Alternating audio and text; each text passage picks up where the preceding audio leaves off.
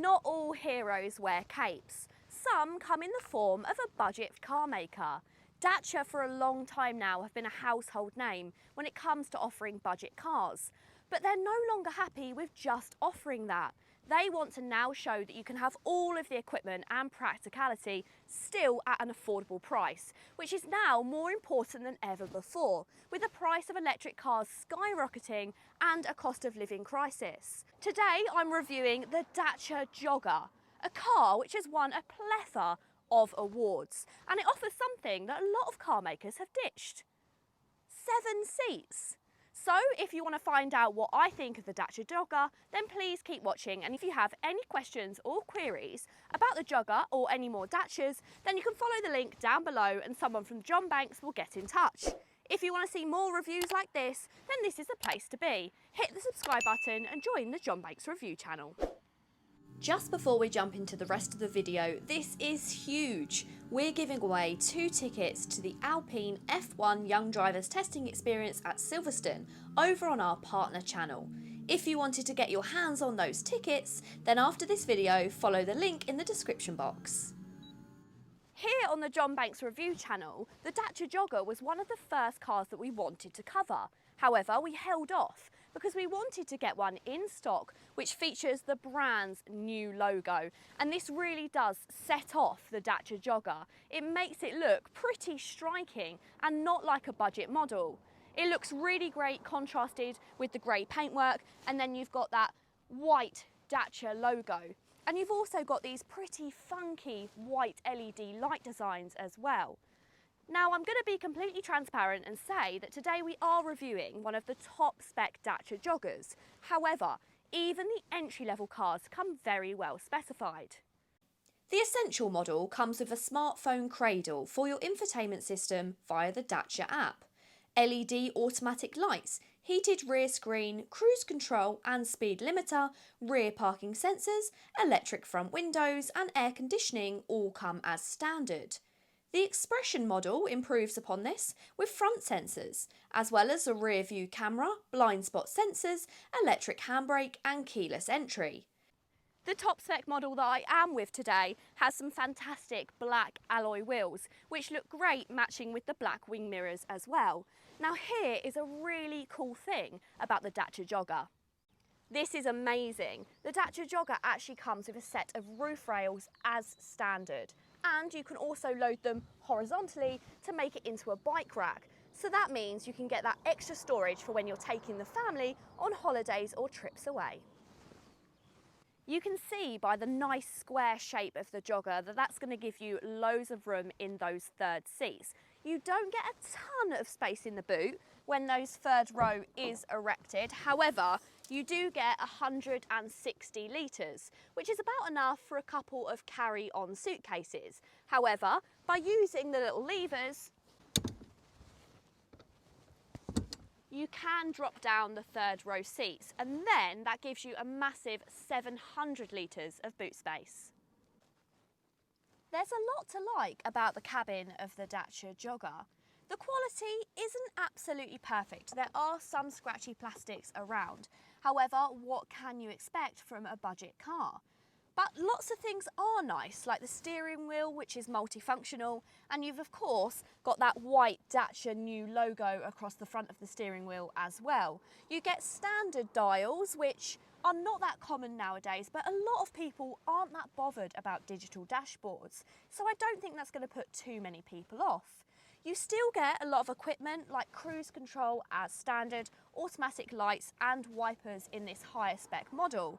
I've also got the volume controls behind the steering wheel, just like you get on a lot of Renaults, so that is good to note if you struggle to find them when you first get in this car like I have. Everything's very logically set out. You've got a nice touchscreen. It doesn't have the brightest graphics, but again, it's to be expected. And when you are using your Apple CarPlay or Android Auto, it really doesn't matter because then it becomes nice and bright. In everything but the entry-level model, you also get digital climate control, which feels quite special. And on this higher spec model, I also get heated seats.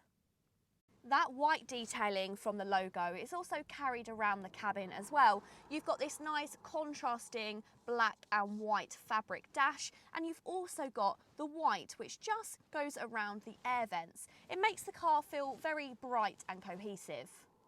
Having those practical 7 seats is great for family life, but you also need the storage to go with it, and luckily the Jogger does have that on offer. You get a really great 17 litres of space inside the glove box. You've got some nice big door cards which will hold some really big water bottles. I've got 2 cup holders in the centre console, as well as some storage inside the armrest as well. And you've also got nice little added features like this little bag hook. Just like in the front of the Jogger, practicality in the rear hasn't been lost at the pursuit of price tag. It's still super practical. To start with, these rear doors open nice and wide, so loading child seats in and out is really, really easy. Now, one of the negatives, if you look at it that way, of the Jogger is that this rear bench isn't split in 3 ways, and that means you can't load 3 child seats side by side, but you can have them on the outer seats. The positives, however, are the fact that this rear bench sits up nice and high, slightly higher than the front seat passengers, and that means that if you've got children who are prone to travel sickness, this can help because they can see out of the front windscreen. And despite sitting up a little bit higher, I've still got loads and loads of headroom because of the Dacia's practical shape. You also get, on this higher spec model, some rear tray tables and a 12-volt charging point. Of course, the most important thing about the Jogger is, what is that third row like for space? Well, it's really easy to access. You can flip down the rear bench using the toggle, and then you can lift up the rear bench, and that makes access so easy. Once you are inside, you just have to lift the bench back up, and then both legroom and headroom is actually pretty good. It's not perfect, but then again, no third row, unless you're going for a van, is going to be. It's far more practical than you'll find in the Volkswagen Tiguan, or if you go for something like the Skoda. There's enough room for adults back here, and you even get your own cup holders. There are 2 types of engines available, a manual petrol labelled TCE 110 and an automatic hybrid labelled TCE 140. The Jogger is quite softly sprung, which means it's really absorbent of bumps. So it's a pretty easy-going car around town. Actually, the Jogger puts plenty of significantly more expensive cars to shame when it comes to ride quality. The steering is light, which helps when tucking it into a tight space, but the turning circle is a bit big. It's 11.7 metres, which means that you will have to take your time with small roundabouts. The view out the windscreen is also great. You've got some nice big rear windows, good door mirrors, and there's also not much in the way of blind spots, but on this top spec model I also get blind spot sensors warning, just in case. Refinement is good, it's not perfect. The gear shift is light, but it can be a tiny bit notchy at times. And the only problem is a really slightly stodgy feeling to the clutch. But these are very minor things which are only going to be noticed when comparing it to a very much more expensive model. The 1 litre version of the Jogger that I'm driving today develops 108 brake horsepower, and it will do around 50 miles per gallon on paper, whilst the 1.6 hybrid has 138 brake horsepower and will manage closer to 60. Here on the John Banks Review channel, we like to do something a little bit different to perhaps what you've seen on other dealership YouTube channels, and that's not only focus on the positives, but also talk about the negatives, because we know our customers will have these queries about their cars and we want to be able to put their minds at rest. So I'm going to talk about the NCAP testing, because unfortunately in its entry-level form the Jogger did only score 1 star. So why is that? Well, the NCAP testing has gotten very, very tough over the years. It now focuses on cars having some really expensive equipment. It wants all cars to have adaptive cruise control. It wants them to have active lane assist. And unfortunately, putting all of those really expensive systems into the Jogger is just not viable whilst keeping the price down. But let's talk about the actually important things that the Jogger did pass on. So in fact, it actually scored a respectable, if not brilliant, 70% for adult occupation protection, and then 69% for child occupation protection. These are the really important things. The Jogger does come as standard with seatbelt reminder warnings for the front seats. You get automatic headlights, cruise control and a speed limiter, driver and passenger front and side airbags, and you get autonomous emergency braking. So it's not without these safety systems, and in my personal opinion, it comes with all the very important safety systems. It's just losing out on those above and beyond really expensive ones.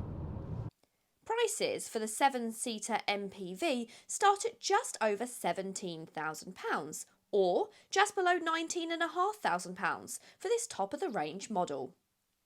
I think it's very clear for myself and everybody watching why the Dacia Jogger has won just so many awards. It offers everything a Dacia always has, and that's affordability and value for money. But now it actually looks great as well and comes with a ton of equipment, which just makes owning a Dacia sweeter than ever. But what do you guys think of the Jogger? Let me know in the comments down below. If you've enjoyed the video, please go ahead and give it a big thumbs up. And if you want to see more reviews like this on the John Banks Review channel, then go ahead and hit the subscribe button. For any questions or queries, you can also follow the link in the description. Until next time guys, see you later.